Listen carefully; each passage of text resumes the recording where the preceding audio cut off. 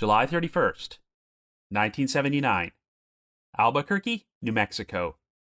49-year-old Lola Marvin plans to travel to Oklahoma City, but she never boards her flight, and is found shot to death inside her car in the airport parking lot 4 days later.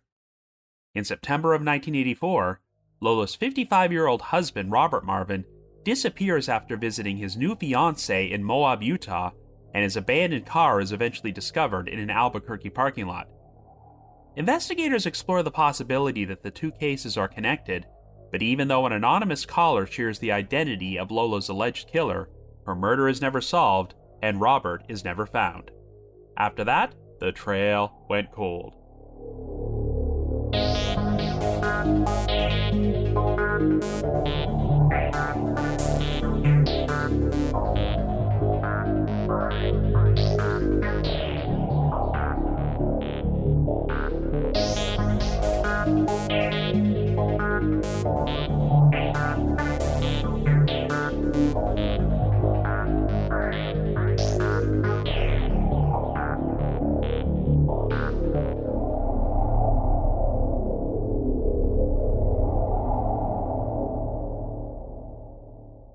Hello everyone, and welcome to our latest episode of The Trail Went Cold.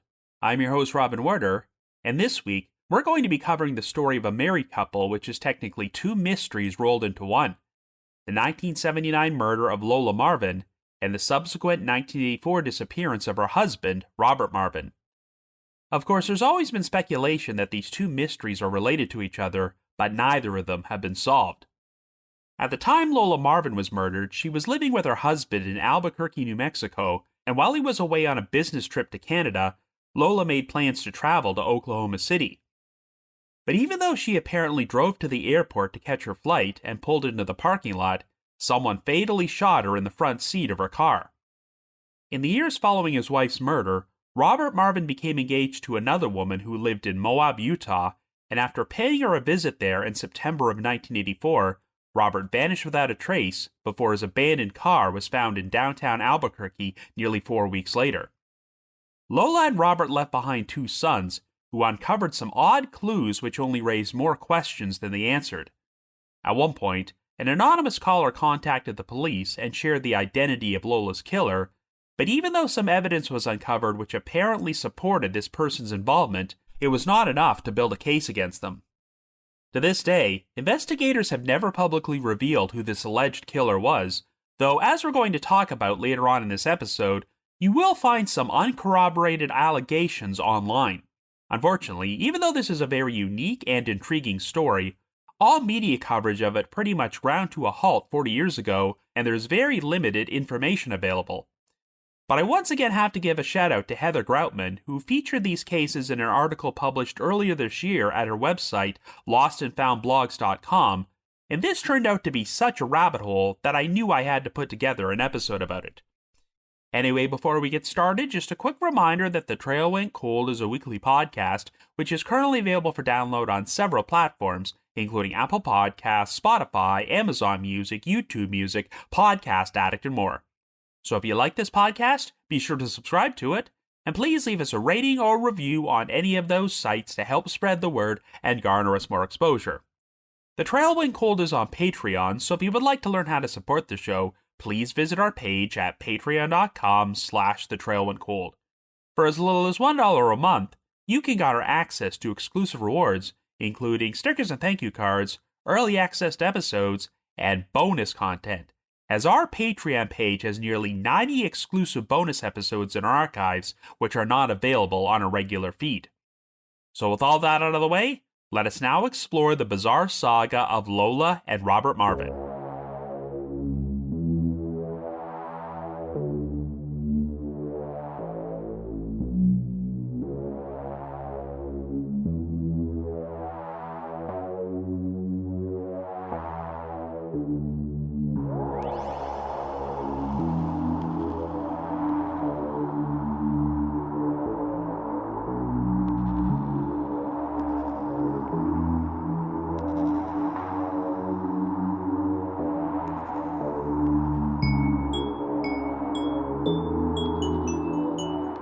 Our story begins in Albuquerque, New Mexico in 1979 and our two victims are 49-year-old Lola Marvin and her 50-year-old husband, Robert Marvin. The couple originally hails from Utah and got married in the city of Logan in 1952, and they also have two adult sons, 21-year-old George and 19-year-old Robert Jr.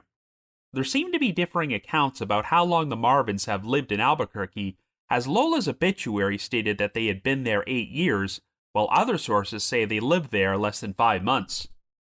I do know that the Marvins had previously lived in Colorado, and since Lola's car would be described as having Colorado license plates, I'm guessing they hadn't been in Albuquerque that long. Whatever the case, Robert is currently a senior geologist and is employed as the vice president of exploration at the Santa Fe Mining Corporation. Lola has degrees in both art and education and had previously taught art to deaf children, but she now works alongside her husband at Santa Fe Mining, though details are vague about what exactly she does. All we know is that on July the 31st, Robert was out of town on a business trip to Canada, so during his absence, Lola was planning to travel to Oklahoma City for what were described as business purposes. Her flight was scheduled to depart from Albuquerque International Airport at 5:05 p.m., but when Robert returned to Albuquerque on August the 3rd, he learned that Lola had never arrived in Oklahoma City and was nowhere to be found. Robert soon informed his two sons about what was going on, and at around 4:30 p.m. on August the 4th, George and Robert Jr. decided to perform their own search of the parking lot at Albuquerque International Airport. When they arrived, they noticed that their mother's Pontiac Grand Lamont was parked there, but after approaching the vehicle, they were horrified to discover that Lola had been murdered. She was sitting in the driver's seat with her legs under the steering wheel while the rest of her body was slumped towards the passenger seat. Since the car's doors were locked and the windows were rolled up, the Albuquerque Police Department were summoned to the scene. They discovered that Lola had been shot 3 times on the right side of her body at close range with a .38 caliber weapon, and the killer may have been in the passenger seat right next to Lola when they fired the fatal shots. She had likely been dead for days before she was found, as her body was badly decomposed inside the airtight vehicle.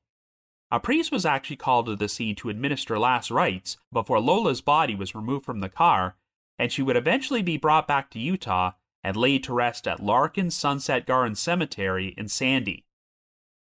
A homicide investigation was launched as the APD attempted to backtrack Lola's movements before she was killed. Sometime between noon and 3 p.m. on July the 31st, she paid a visit to First National Bank on 4th Street, and a time-stamped ticket was found in her car, which showed that she entered the parking lot at 4:36 p.m. But Lola never boarded her 5:05 flight to Oklahoma City and was likely killed inside her vehicle and remained unnoticed for 4 days until she was discovered by her two sons on August the 4th. Lola's purse was lying on the floorboard, and since her wallet was missing from it, investigators were initially inclined to believe that robbery was the motive for her murder. However, when Lola's autopsy was performed, everyone was surprised to learn that she had a blood alcohol content of 0.27. This was almost 3 times the legal limit for driving, and according to everyone who knew her, Lola was not a drinker.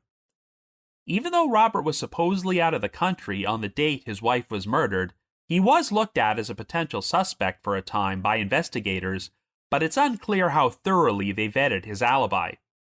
Regardless, it's been reported that everyone who knew Robert felt that he was genuinely distraught over what happened to Lola. Crime Stoppers initially offered a $1,000 reward leading to the arrest and conviction of Lola's killer, but after her friends and family contributed additional money to the reward fund, the amount was increased to $11,000. 2 years later, Robert upped the reward to $25,000, but it still did not pave the way to a resolution in the case. Well, in 1982, there was a potentially major break when the APD received an anonymous call from an unidentified woman who said she was phoning from California and shared the name of the person whom she alleged was Lola's killer. The caller provided a lot of specific details about the crime, including the route that the killer took to and from the airport parking lot, and even shared the name of a motel located in another town outside Albuquerque where the perpetrator supposedly stayed. To this day, the name of the person identified by the caller has never been publicly released by law enforcement, but they did check the register at this motel, and found no record of this person ever having stayed there during the time period of Lola's murder. The investigation once again hit a standstill until a very surprising new development took place. By 1984, Robert Marvin was 55 years old, and for the previous 3 years, he had been engaged to be married to another woman named Betty Farrow. Betty was also described as being Robert's business partner, though details are vague about what exactly she did, and she resided in Moab, Utah, located about 365 miles northwest of Albuquerque. At this particular point, it sounds like Robert and Betty were conducting a long-distance relationship, and he would make the trip to Moab to visit her at least one weekend per month. On Friday, August the 31st, Robert left Albuquerque and drove to Moab in his orange 1974 Volkswagen convertible, which had a white soft top. He was planning to spend Labor Day weekend with Betty and would return to work at Santa Fe Mining on September the 6th. But Robert did not show up for his next scheduled shift and cannot be found anywhere, so his son George would officially report him missing to the APD.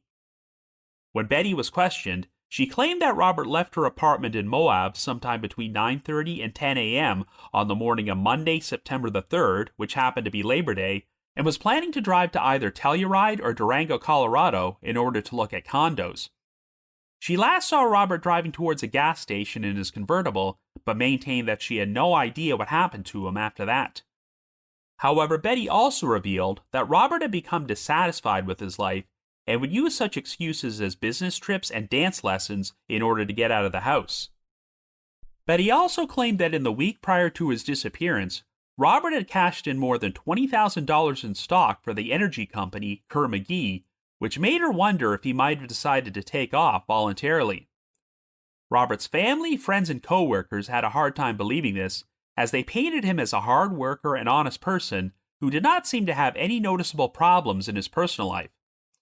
Robert's 2 sons also said that he was a very good father, and his employees seemed to like him, as he had 12 people working under him with 0 turnover. There was also no activity on Robert's bank accounts or credit cards after September the 3rd, and even though he had picked up a $3,000 paycheck before he left on his trip to Moab, he never cashed it. An extensive search was performed for Robert, but there were no confirmed sightings of him or his convertible. Remarkably, it seemed like both Robert and Lola had found themselves at the center of 2 separate unsolved mysteries which took place in separate states 5 years apart. In fact, APD Detective Dave Garcia, the lead investigator on Lola's murder, would tell the press that Robert's disappearance raised some quote-unquote things I don't want to comment on in her case. Well, on September the 28th, 3.5 weeks after he went missing, Robert's abandoned convertible was finally discovered in a parking lot in downtown Albuquerque at the corner of 5th Street and Lead Avenue. Some of Robert's personal belongings were found inside the vehicle, including his tobacco pouch, which had traces of blood on it, though it cannot be determined if the blood belonged to him. Since Robert technically went missing in Utah, his case fell under the jurisdiction of the Moab Police Department, but they would later complain about a lack of cooperation from the APD, who apparently only sent them 1/10 of the original case file. It's been reported that a bloody fingerprint was found inside the convertible, but the Moab PD were not informed about this until months after the fact, and it's unclear if the print was ever tested. And while the Moab PD asked to perform their own search of Robert's convertible, the APD instead turned it over to his sons, and apparently flat out said there was no point giving the vehicle to the Moab PD since they had destroyed all the evidence during the process of searching it. George and Robert Marvin Jr. were left incredibly frustrated by the investigation into their father's disappearance, and over the course of the next several months, they would uncover new information which led them to believe that the APD had botched the investigation into their mother's murder as well. During the spring of 1985, Robert Jr. was going through Lola's belongings when he uncovered an old schedule from 1979 which had been packed away in a wicker basket in her bedroom. Robert Jr. noticed that his mother had listed the flight number and time of departure for her scheduled flight to Oklahoma City on July the 31st of that year, but he was also surprised to see that Lola had written down an appointment with someone which was supposed to take place at an Albuquerque hotel that same day. Of course, this was the first time that Robert Jr. or George had ever heard about this appointment, which meant that the APD had never performed a search of their parents' home following Lola's murder and missed a potentially important clue. For their part, the APD said they didn't have enough probable cause for a search warrant at the time, but the Marvin family claimed they would have consented for the police to perform a search if they had simply asked. Robert Jr. and George were also frustrated to learn that Lola's fingerprints were never collected following her death, which meant that even though prints were found inside her vehicle, it would be impossible to determine if they belonged to her or her killer. When Robert Jr. was cleaning out his mother's room, he also uncovered an airline ticket stub for a flight that his father had taken just a few days after Lola's death. The name of this flight's destination has never been released publicly, but it was apparently the same town where the anonymous caller from 1982 had alleged that Lola's killer stayed during the time period they committed the murder. As you might recall, even though this caller had identified the killer, their name did not show up in the motel's register. When Robert Jr. was shown the register, he initially didn't recognize any names, but he did notice there was a signature for someone who had the same first name as the person who was accused of being the killer. Well, the Marvin family just happened to have an old check in their possession which had been signed by the alleged killer, and when Robert Jr. used the check to compare the signature of this person's first name with the signature on the first name of the person listed in the motel register, he believed they were identical. But the APD felt that the similar signatures on the first names were not conclusive enough to say that the handwriting was an exact match. Law enforcement did track down the person who had been named as the killer, but this individual refused to provide any samples of their handwriting or fingerprints, and there was just not enough evidence for investigators to obtain a warrant which would have forced them to comply. These cases would be featured in an article that was published in the July 17, 1985 edition of the Albuquerque Tribune, where Robert Jr. and George both expressed their dissatisfaction with how the APD had handled the investigation. They claimed that the APD had pretty much closed the file on their father's disappearance because they didn't believe it was connected to their mother's murder. Robert's case was now in the hands of the Moab PD, but their police chief, Dan Eisen, claimed there wasn't much else that his department could do without further assistance from the APD, stating, quote, "I think Albuquerque should be strongly involved in the case. We're never going to solve it from this end," end quote. In fact, Chief Eisen even said that he was considering a trip to Albuquerque to personally continue the investigation, and he felt that the APD did have probable cause to get a warrant to examine certain potential suspects, stating, quote, "There are a lot of people that could be interviewed that probably never have been," end quote. For their part, the APD mentioned that their lead investigator, Detective Dave Garcia, had successfully solved 46 of the 48 cases he'd been assigned over the previous 5 years, but he was left completely stumped by this one. An investigator for Prudential Insurance also reached the conclusion that Robert's disappearance was involuntary, but he said that the family would still need to wait another 5 years before his life insurance could be collected and his estate settled. Unfortunately, this is pretty much where all media coverage of this case has come to an end, and I'm not sure if there have been any new developments in either investigation over the past 4 decades. However, like I mentioned in the intro, there is some uncorroborated information about this case which can be found online, and I'll be talking about that momentarily. Robert's name is engraved alongside Lola's name on her headstone at Larkin's Sunset Gardens Cemetery in Sandy, and while there is no date of death listed for him, Robert's remains will probably be buried there if they are ever recovered. But on the off chance that Robert is still alive today, he would currently be 96 years old. However, he is still a missing person, and the murder of Lola Marvin also continues to remain unsolved. So I guess you could say the trail went cold.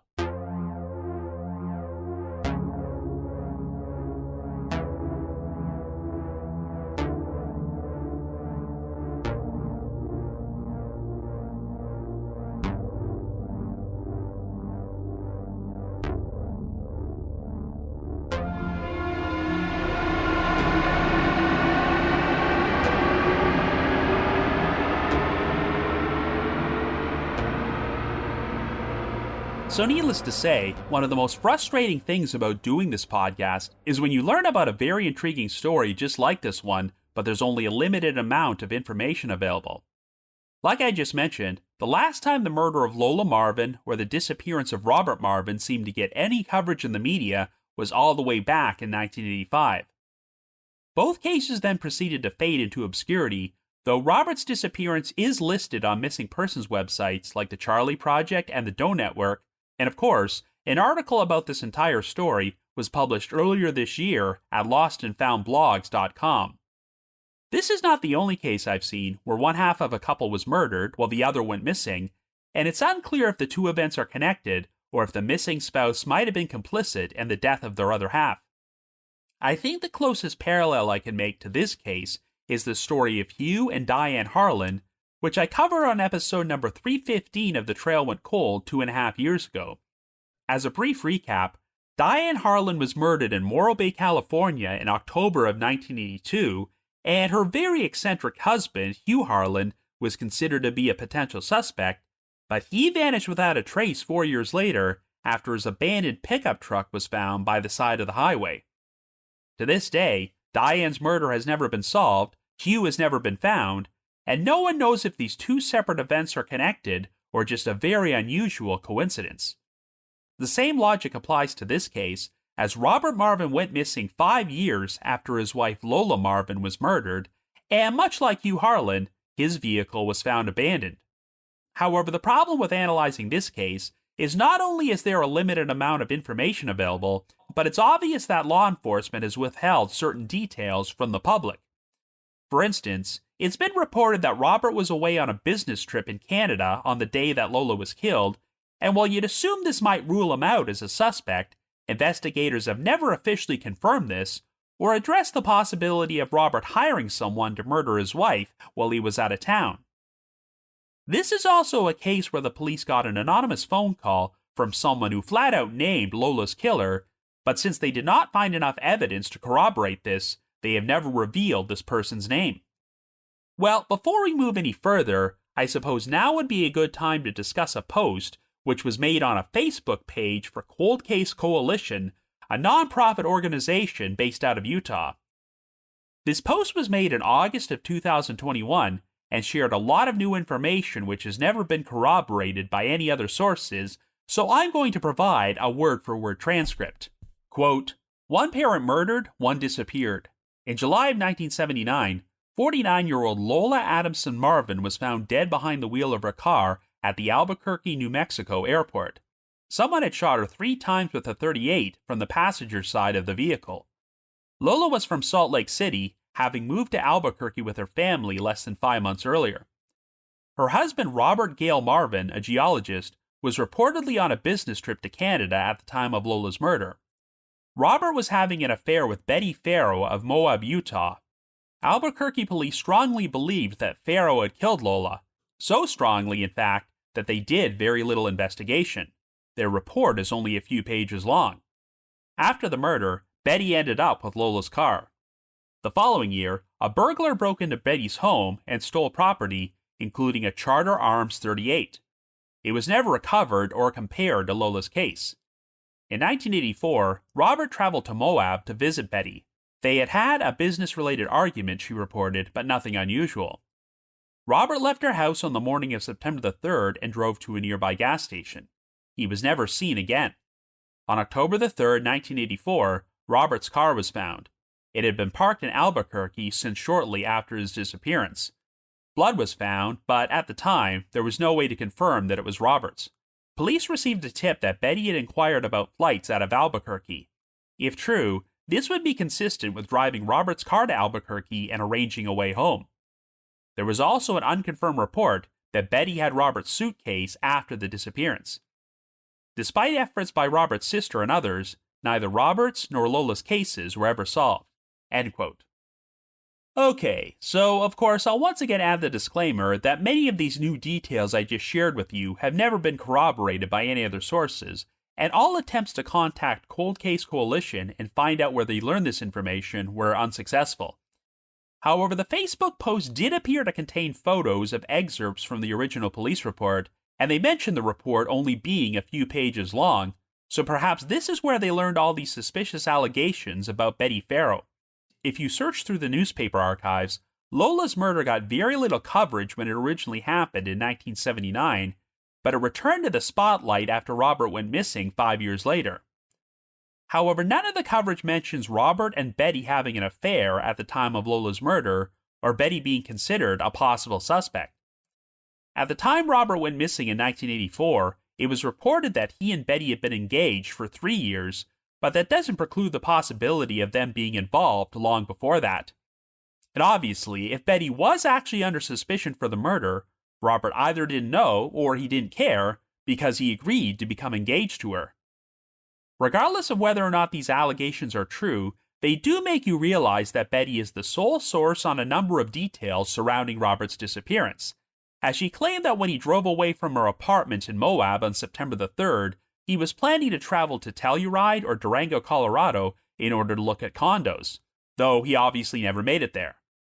Betty also claimed that Robert was dissatisfied with his life at that point and had cashed in more than $20,000 in stock, though I'm not sure if this was ever verified. But if Betty was complicit in Robert's disappearance, then she definitely would have been motivated to plant the seeds to make it look like he took off voluntarily. I wish I knew more details about the nature of their relationship, since the contemporary reporting referred to Betty as Robert's business partner, and she supposedly claimed that they had a quote-unquote business-related argument before he disappeared. Even though Robert's official job title was Vice President of Exploration at the Santa Fe Mining Corporation, it doesn't sound like he actually owned the company, so how exactly did Betty fit into things? I'd also be curious to know their future plans, since they had been engaged for 3 years at that point, yet still appeared to be maintaining a long-distance relationship where Robert was making the 365-mile trip from Albuquerque to Moab to visit Betty 1 weekend per month. That arrangement would make sense if they were conducting a secret affair, but this was 5 years after Lola's death. What further adds to the confusion is that it was reported that Lola worked alongside her husband at Santa Fe Mining. She booked herself a flight to Oklahoma City on July the 31st, 1979 for what were described as quote-unquote business purposes. Robert was away on his own business trip to Canada at the time, but it's not clear what exactly Lola was planning to do if she had made it to Oklahoma City. It sounds like it was not particularly common for Lola to make business trips like this, so I'm sure it seems like quite a coincidence that she would happen to get murdered at the airport on this particular date while her husband was elsewhere. There are definitely a lot of odd details surrounding the circumstances of Lola's murder. It was determined that Lola stopped at a bank in Albuquerque in the hours before she arrived at the airport, but it's never been revealed what she did there and if she withdrew any money. And even though Lola's wallet was discovered to be missing from her purse, I have no idea how much money she would have been carrying at that time. It seems like investigators were initially inclined to believe that robbery was the motive for Lola's murder, and that perhaps she was shot by a random stranger who stole her wallet after she parked her car. However, if you believe the aforementioned Facebook post from Cold Case Coalition, it seems like the APD eventually came to suspect that Betty committed the crime, but since they lacked the evidence to make an arrest, they did not perform much of an investigation. It would not be until nearly 6 years after the fact when Robert Marvin Jr. uncovered a schedule in his mother's possessions which showed that she had made an appointment to meet someone at an Albuquerque hotel on the date of her murder, but we have no idea who this was or what the meeting was about. But it adds some potential context to the most bizarre detail of this crime, and that's the fact that Lola had a blood alcohol content of 0.27, even though her family insisted that she was not a drinker. So could this mean that Lola drank a bunch of alcohol during her meeting at the hotel? Or perhaps she was forced to drink it against her will. Considering that this was nearly 3 times the legal limit for driving, I wonder if this means that someone else drove Lola's car to the airport parking lot while she was incapacitated. After all, how else would the killer have even known that Lola would show up there? I should add the disclaimer that after spending 4 days inside an airtight vehicle in the New Mexico summer heat, Lola was heavily decomposed. Since bacteria can produce alcohol after a body decays, this could have conceivably caused Lola's blood alcohol content to rise, even if she hadn't drank anything, but I'd like to think that the medical examiner would have taken this into account. The car also contained a timestamped ticket which showed that it was driven into the parking lot at 4:36 p.m., even though Lola's flight to Oklahoma City was scheduled to leave at 5:05. That doesn't sound like she was allowing herself enough time to make the flight, and could suggest that someone else drove the car there, but this was the pre-9/11 era, where you didn't have to show up at an airport hours in advance in order to get past all those layers of security. It might seem weird that someone would elect to shoot Lola in a public parking lot in broad daylight, and it doesn't sound like anyone reported hearing any gunshots that day. But let's not forget that Lola's body remained unnoticed inside her vehicle for 4 days until her sons found her, as long-term airport parking lots are generally used by people who are planning to get away for an extended period of time.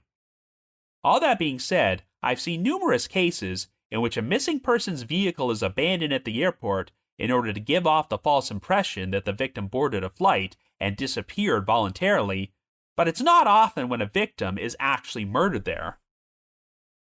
Even though that Facebook post alleged that the APD considered Betty to be a suspect from the start, they never said this publicly, but after Robert went missing 5 years later, the lead investigator, Detective Dave Garcia, made a comment which sounds pretty cryptic in retrospect when he said that Robert's disappearance raised some quote-unquote things I don't want to comment on regarding Lola's death. Obviously, if Betty was a suspect in the murder and just happened to be the last person to see Robert alive, I can see how that would raise some eyebrows. If the APD had their suspicions about Betty, I'd be really curious to know if they shared them with Robert, as he obviously had no qualms about becoming engaged to her. Given that Robert was out of the country on the date Lola was killed, you could assume that if he was having an affair with Betty at that time, he arranged for her to murder his wife while he was gone so that they could be together. However, everyone who knew Robert had nothing but glowing things to say about him and maintained that he seemed legitimately devastated by Lola's death. So I suppose it's possible that Robert initially did not suspect Betty, but things changed 5 years later, and this paved the way for his disappearance. I'm not sure if Betty was living in Moab in 1979, and we know nothing about her whereabouts on the date of the crime, but I'm guessing that no evidence was uncovered to place her in Albuquerque on that date. But as we're going to discuss momentarily, the anonymous caller would allege that Lola's killer stayed at a motel in another town when they committed the murder, and I would really love to know if Betty was the person who was named. George and Robert Marvin Jr. have always expressed their dissatisfaction with how law enforcement handled their parents' cases. For instance, some fingerprints were found inside Lola's car, but I can't understand the APD's logic that they could not identify them because Lola's prints were never taken, so therefore, there was no way to determine if the prints in the vehicle belonged to her.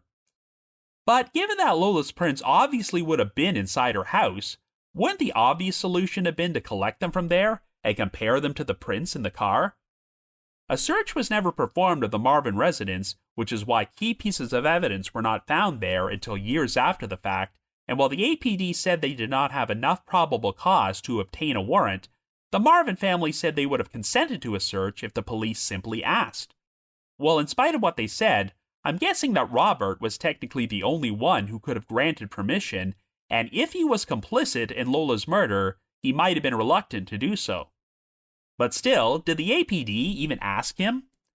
Obviously, if Robert's prints were found inside his own wife's car, that wouldn't mean anything, but it's been reported that a potential suspect later refused to provide samples of their own fingerprints for a comparison. And if there was no innocent reason for that person's prints to be in Lola's vehicle, I'm sure that would have been pretty incriminating. Of course, one of the biggest unanswered questions in this case is the identity of the person who was accused of being Lola's killer during an anonymous phone call to police in 1982. The caller was a woman, and they apparently phoned from California, but I do not know if the Marvins had any connection to that state. It sounds like the authorities believe the call was legitimate, since this person gave specific information about the routes to and from the murder scene, and given that this was 3 years after the fact and the crime had not gotten much press coverage, I'm not sure if anyone would have been inclined to do this as a hoax. It's easy to speculate that Betty Farrell was the person named as the killer, but if so, who was the woman that implicated her? How did they have all this information about the crime? Unless she was feeling particularly brazen, I have my doubts that Betty would make the call in order to incriminate herself. But on the other hand, what if the caller was the killer and was providing the authorities with the name of an innocent person in order to mislead the investigation? To recap, Lola's murder only got a limited amount of press coverage in 1979, but no one was named as a suspect or person of interest, and it sounded like investigators were leaning towards the crime being a robbery gone wrong. The case then faded from the spotlight, but even though the anonymous call took place in 1982, this lead was not made public until after Robert went missing in 1984. So once again, if Betty was the individual named as the killer, and she was Robert's fiancée at the time, did law enforcement inform him about the call? Or did they elect not to tip Robert off because they felt he might have been involved in the crime?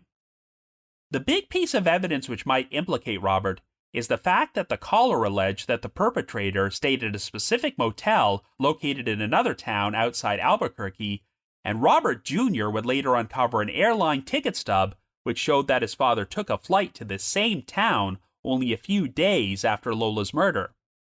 Unfortunately, since Robert Sr. had already gone missing by the time this ticket stub was uncovered, he could not be questioned about it, but this is yet another odd coincidence in a case which seems to have a lot of them. We know that this motel still had registration records from 1979, and the name of the alleged killer was not listed, but it did apparently list another individual who had the same first name, and their signature was supposedly an identical match to the signature of the alleged killer's first name, which was on a check that had been given to the Marvin family. Well, obviously, the fact that the family even had this check to begin with indicates that they personally knew the person who was accused of being the perpetrator, and since Betty was supposedly Robert's business partner, it would make sense if she provided him with a signed check at some point. With the information we have, I'm not going to say with 100% certainty that Betty was the person who was implicated by the anonymous caller, but there definitely seems to be compelling details which point in that direction. So if Betty was responsible for Lola's murder, was she also responsible for Robert's disappearance? And if so, what could have led to her getting rid of him 5 years after the fact? One alternate theory I've seen pushed forward is that if Robert was complicit in his wife's death, he could have become overwhelmed with guilt and decided to go off to some remote area and end his own life, and his body has never been found. But the big hole in that theory is that Robert's abandoned car was found in downtown Albuquerque, so it makes no sense for him to make the 365-mile drive there from Moab before staging a suicide. And since Robert's bank account was never touched following his disappearance, and no paper trail has ever been found for him, it seems unlikely that he took off voluntarily to start a new life. There were also no reported sightings of Robert or his vehicle after September the 3rd, 1984, even though he drove a very distinctive-looking orange convertible with a white top. If Betty killed Robert in Moab, it was surrounded by desert landscape, so there would have been no shortage of places to dispose of his body. She then may have decided to drive the convertible to Albuquerque and abandoned it in order to make it look like Robert traveled there on his own, which would put some distance between himself and her. According to the Cold Case Coalition Facebook post, Betty had allegedly inquired about flights out of Albuquerque during this time period, which would explain how she traveled back to Utah. And back in 1984, you could still book yourself on a domestic flight by paying cash and not showing any identification, so Betty could have made this trip without leaving a paper trail behind, which is why law enforcement were unable to place her in Albuquerque. Robert's tobacco pouch was found inside his vehicle and it had traces of blood on it, but of course there was no DNA testing back then, so it was never determined who the blood belonged to.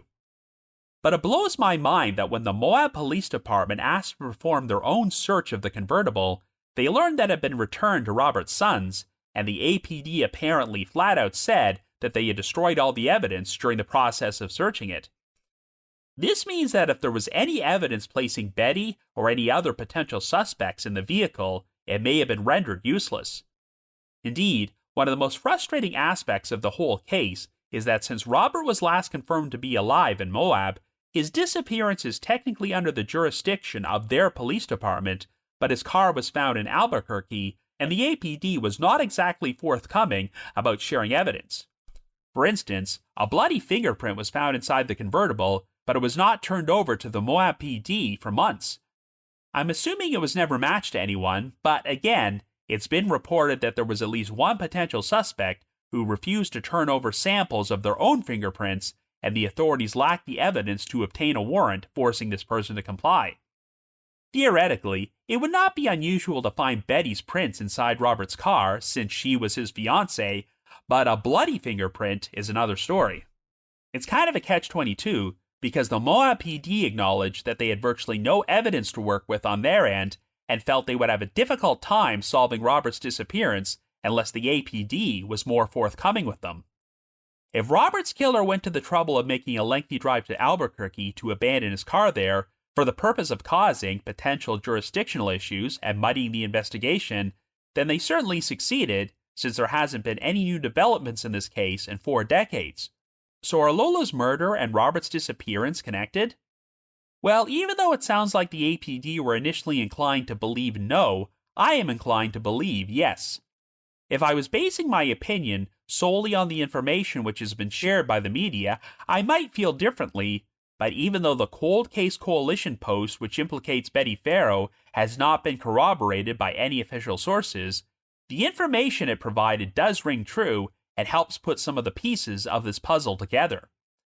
I don't know the current whereabouts of Betty, as well as the 2 Marvin sons, George and Robert Jr., and I have no idea if they are even still alive. And I still hesitate to publicly accuse anyone if they've only been implicated by a social media post rather than by anyone from law enforcement. But I would not be surprised at all if the same person who killed Lola was responsible for Robert's disappearance 5 years after the fact. Like I said at the beginning of this episode, this story is essentially 2 mysteries rolled into one, yet I still believe they are connected, and I hope that we can get conclusive answers at some point. So if you happen to have any information about the murder of Lola Marvin, please contact the Albuquerque Police Department at 505-242-2677. That's 505-242-2677. And if you have any information about the disappearance of Robert Marvin, please contact the Moab Police Department at 435-259-8938. That's 435-259-8938. But if you just have your own thoughts about what happened in either of these cases, feel free to leave me a comment or send me an email to robin.werder@icloud.com. That's robin.werder@icloud.com. Another reminder that The Trail Went Cold is on Patreon, so please visit patreon.com/thetrailwentcold to learn how you can support our podcast and become eligible for some pretty neat rewards. Over the past 7 years, our Patreon page has released nearly 90 exclusive bonus episodes, which are all currently available in our archives for our patrons in tiers 2 and 3. This past month, I released a bonus episode about the 1980 murder of Tanya Koprick by her estranged ex-fiancé Richard Bocklage, who was profiled as a wanted fugitive on Unsolved Mysteries and has eluded the authorities for 45 years. I've also dropped an exclusive bonus episode from my spin-off podcast, The Path Went Chilly, in which myself and one of my co-hosts, Jules, discuss the 1982 murder of Diane Harlan and the subsequent 1986 disappearance of her husband, Hugh Harlan, the same case which I referenced earlier on in this episode. And for our patrons in Tier 3, I recorded another new audio commentary track which can be played over a classic episode of Unsolved Mysteries, and we now have nearly 80 of these commentary tracks in our archives. I'd also like to give a shout out to our most recent listeners who have signed up with us on Patreon this week, and they are Robert LT and Logan B. Thank you so much for your support. I just wanted to give another shout out to my supporters at the Unsolved Mysteries message board at the Sick Cubs Online forum and the Unresolved Mysteries subreddit. I need to provide a big thanks to Miguel Foote, who edits and assembles this podcast together for me, and Vince Nitro, who composes the ear music you hear in every episode. If you haven't already, you can like us on Facebook, follow us on Twitter and Instagram, or leave us a rating or review on Apple Podcasts, Spotify, Amazon Music, YouTube Music, Podcast Addict, or whatever your favorite podcasting platform is. So have yourselves a great week and join us next Wednesday for another brand new episode of The Trail Went Cold.